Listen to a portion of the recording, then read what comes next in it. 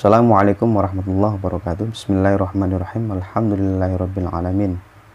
Wassalatu wassalamu ala asyrafil anbiya'i wal mursalin sayyidina wa maulana Muhammadin wa ala alihi wa sahbihi ajma'in. Amma ba'd. Alhamdulillah, kitab Ihfadz Lisanak telah terselesaikan. Di zaman sekarang, di era yang mana alat komunikasi, media sosial berkembang begitu pesat, mempermudah berkomunikasi, mempermudah menuangkan apa saja yang dikehendaki, menjadikan orang tak terkendali dalam menuangkannya. Sehingga berita-berita yang bohong atau hoax atau berita tidak benar menjadi menu yang tidak bisa dihindarkan di dunia maya. Akibatnya banyak generasi kita yang mudah terpengaruh dengan informasi-informasi yang tidak valid itu, informasi-informasi yang menyesatkan, informasi-informasi yang membingungkan, menjadikan mereka tidak beretika dan mengalami dekadensi moral, mengalami penurunan moral.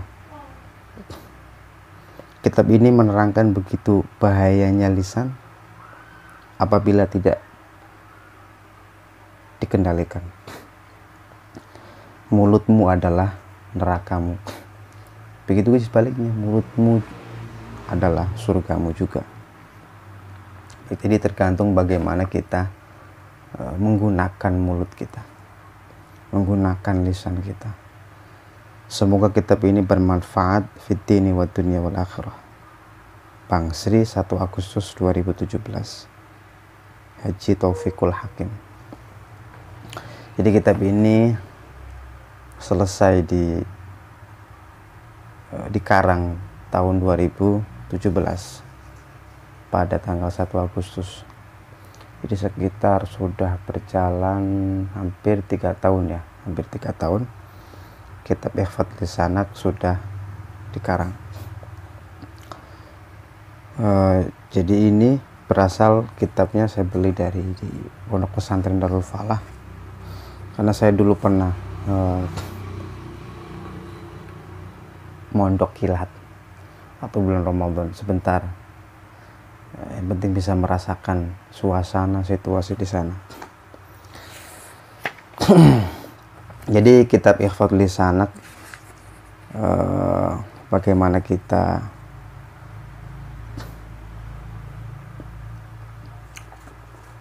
mengendalikan lisan kita agar kita tidak terjerumus ke hal-hal yang mudarat, berbahaya, bahkan bisa menjadikan kita terjerumus ke dalam api neraka.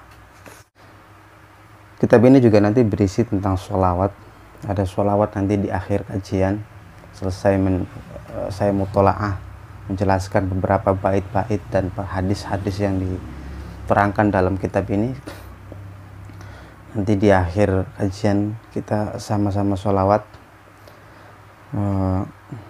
Nanti semua yang melihat bisa melihat teks yang ada di sebelah kiri nanti ini untuk memudahkan mengikuti kajian dan mengikuti sholawat. Alhamdulillah bil Mustafa Muhammadin sallallahu alaihi wasallam wa alihi wa sahbihi wa azwajihi wa dzurriyyatihi wa ali baitihi wal anbiya'i wal mursalin wal awliya'i wa syuhada'i was shalihin wal ulama'i wal musannifin wa jami'al malaikatil muqarrabin khususan ila hadrati muallif hadzal kitab wa ali baitihi wa dzurriyyatihi wa man yu'awinu ala nashr hadzal kitab lahumul fatihah. A'udzu billahi minasyaitonir rajim. Bismillahirrahmanirrahim. Alhamdulillahirabbil alamin arrahmanir rahim maliki yaumiddin iyyaka na'budu Shiratal ladzina an'amta 'alaihim ghairil maghdubi 'alaihim waladdallin. Lidah termasuk kenikmatan Allah yang agung. Banyak, salah satu anggota tubuh kita itu banyak. Selain dari tangan, kedua kaki, kedua mata, hidung, dan anggota tubuh yang lainnya, ada satu anggota tubuh yang namanya lidah. Itu adalah salah satu kenikmatan Allah yang sangat besar. Jadi kita berbicara salah satu anggota tubuh Allah yang paling agung, yaitu lidah. Lidah termasuk ciptaannya yang halus dan unik. Lidah itu kecil bentuknya, tapi besar ketaatan dan dosanya. Jadi lidah itu ciptaan Gusti Allah yang paling halus dan kecil. Lebih kecil daripada tangan, lebih kecil daripada kepala, lebih kecil daripada kaki, dan anggota tubuh yang lainnya. Dia halus dan unik, tetapi walaupun kecil bentuknya, dia mempunyai fungsi ketaatan yang sangat besar dan memiliki fungsi kekufuran yang sangat besar. Di samping ketaatan punya potensi ketaatan yang besar, juga punya potensi kekufuran yang sangat besar. Kenapa begitu? Karena kufur dan iman tidak bisa jelas kecuali dengan persaksian lidah. Bagaimana kita bisa menilai seorang itu kufur ataupun iman kalau tanpa persaksian anggota tubuh yang namanya lidah? Maka lidah adalah salah satu alat untuk mengukur persaksian seseorang bahwasanya seseorang itu iman ataupun kufur. Sedangkan kufur dan iman adalah puncak keimanan seseorang atau ketaatan seseorang, juga puncak kedurhakaan seseorang.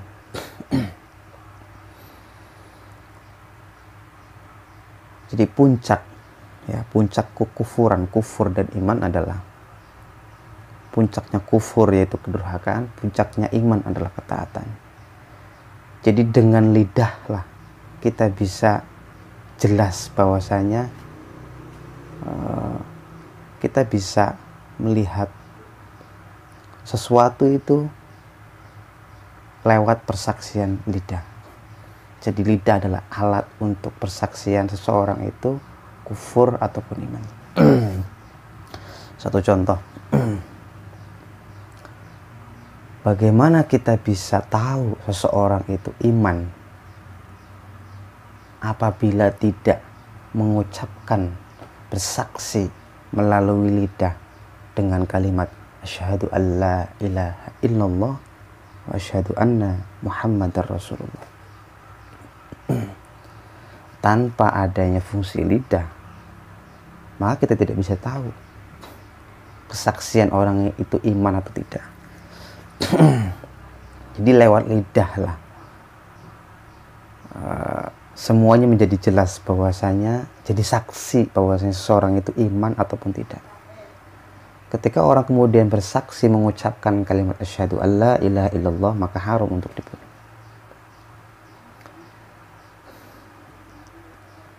Begitu juga sebaliknya, kekufuran, ketidakimanan seseorang juga melalui persaksian lidah. Adapun tanda petik, seandainya orang itu hanya iman di lidah saja, tetapi pada faktanya tidak beriman, itu wallahu alam, bukan wilayah kita sebagai manusia. Karena wilayah kita sebagai manusia hanya bisa menyaksikan sesuatu yang terlihat, yang disaksikan oleh mata, yang terlihat saja. Sedangkan yang tidak terlihat itu adalah urusannya seorang hamba dengan sang Khalik, Allah Azza wa Jalla. Jadi lidah itu betul-betul sangat besar fungsinya, sangat besar fungsi ketaatan ataupun sebaliknya kedurhakaan. Dasarnya bismillahirrahmanirrahim, bisa dilihat di samping. Innahu min ni'amihil 'azimah bihidhkurillaha ala washkurlah. Innahu sak temene lisan min ni'amihi iku setengah saking nikmate Allah al-'azimati kang agung. Bihi kelawan lisan, bihidhkurillah kelawan lisan dzikira sira Allah ing Gusti Allah, ala hale moho luhur Allah, washkur lan syukur sira lahu maring Allah. Jadi lisan adalah Sesungguhnya lisan adalah kenikmatan yang paling agung yang diberikan oleh Allah. Maka gunakan lidah untuk bihikurillah, gunakan lisan untuk mengingat Allah, berzikir kepada Allah, dan gunakan lisan itu ala washkurlah, dan gunakan lisan juga untuk bersyukur kepada Allah atas banyak sekali karunia anugerah yang sudah diberikan Allah kepada diri kita. Orang tidak akan bisa selamat dari bahayanya lidah kecuali dengan diam dan menggunakannya pada sesuatu yang bermanfaat di dunia dan akhirat. Ini keterangan dari dasar tadi, bahwasanya jika kita ingin selamat, ada dua solusi yang harus kita lakukan, yang bisa kita lakukan lah, artinya bisa kita coba pergunakan ini. Yang pertama, diam. Jadi kalau kemudian kita pengen selamat dari bahayanya lidah, maka yang harus kita lakukan adalah diam. Kemudian yang kedua, menggunakannya pada sesuatu yang bermanfaat. Jadi kalau kemudian tidak menggunakan pada sesuatu yang bermanfaat, diam saja. Ada dua solusi yang kemudian disampaikan oleh musannif. Ketika kita tidak bisa menggunakan lidah yang bermanfaat, diam saja. Itu solusi yang terbaik buat kita agar kemudian selamat dari bahayanya lidah. Karena kalau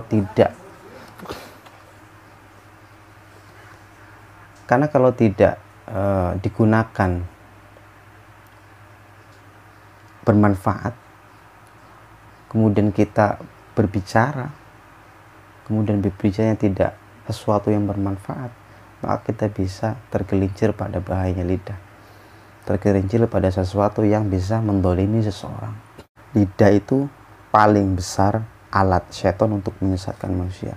Jadi lidah itu menjadi alat sarana, wasilahnya setan untuk menyesatkan manusia, untuk bisa menarik orang sebanyak mungkin agar menjadi pengikutnya. Salah satu alatnya adalah yang digunakan oleh setan adalah lidah. Paling durhakanya anggota badan kepada manusia adalah lidah. Jadi paling durhakanya anggota badan daripada anggota badan yang lainnya adalah lidah. Karena lidah sangat begitu mudah digunakan. Begitu mudah juga untuk menyakitkan seseorang atau mendolimi seseorang. Dengan kita berucap sesuatu bisa kemudian memberikan manfaat kepada orang lain. Dengan kita berucap sesuatu bisa menyejukkan seseorang, bisa menenteramkan seseorang. Dengan lidah ya, kita bisa menenteramkan seseorang, bisa menyejukkan suasana, bisa mendamaikan situasi. Itu lidah. Tetapi juga besar manfaatnya, juga besar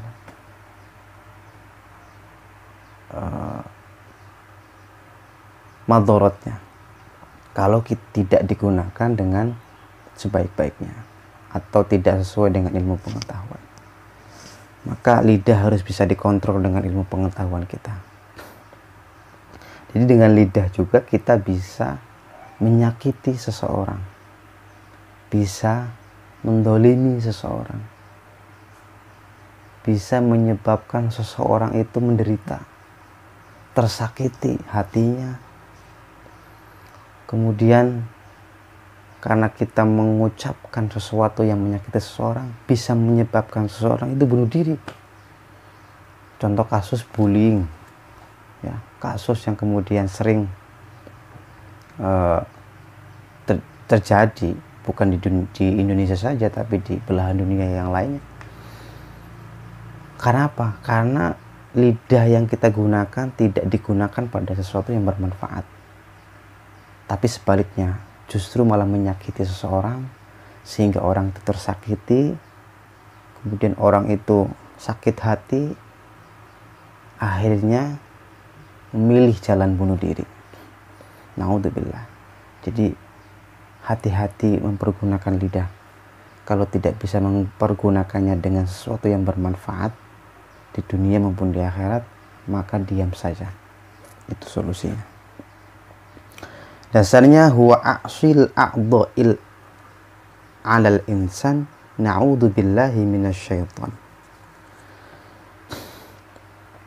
Huwa utawi lisan iku a'so paling durakane, iku a'sol a'dha'i paling durakane pira-pira anggota badan. Alal insan ing atase manusia. Jadi lisan itu adalah lidah, ya. Lidah adalah anggota paling durhaka di antara anggota-anggota yang lainnya yang ada pada manusia. Na'udzu nyuwun pangreksa kita billahi kelawan Gusti Allah minasyaitoni saking syaitan. Yang paling durhakanya anggota badan ke manusia yaitu berupa lisan. Monggo bareng-bareng sholawatan.